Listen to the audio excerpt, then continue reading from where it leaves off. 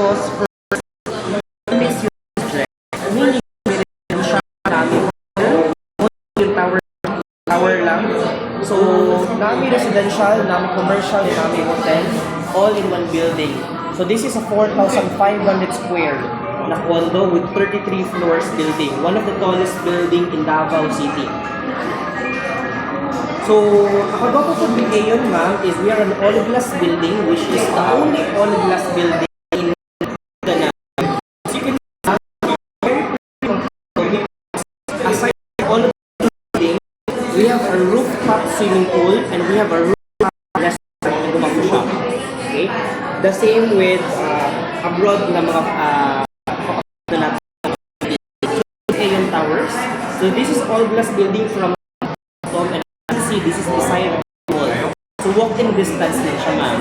And kung mapansin niyo po, all-glass building because this building was inspired by Marina Bay Sands in Singapore. And as you see, si Marina Bay Sands, ma'am, is na ay rooftop swimming pool.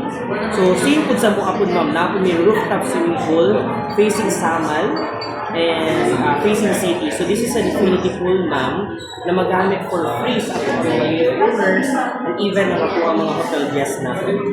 So in terms of linog naman, which is isa sa mga primary concern for our clients, is kung sa katibay sa Aeon, provided all glass na building na to. What I can say, ma'am, na even though we're one of the most quality building in Davao. See, for example, si Aeon Towers is 110 meters tall, na building, 33 floors, but that is 65 meters deep foundation. Mura po kung sa kataas si Marco Polo, nang bilubong mo si Marco Polo, and palalo may foundation. So, nag-start with turnover noong 2019, up until 2025, dagang kita na-encounter na linog. But kahit isa ang glass panel sa abong building, wala building. As a matter of fact, we experienced that na kami sa 27th floor na kung naglinog po 6, mag-mission 6 ba ito? Last time? Pero bago tayo, last month ba ito? Sa 27th floor, wala nang pagkakaan sa Facebook na naglinog di ay. Kaya ang technology mag-unaw na same sa Japan. And we have partnered with Japan ng mga consultants. Kaya para in case muli no, mag-move lang ang naman is ang roller sa baba. Pero ang building wala gabo. So inana siya kanindot, ma'am.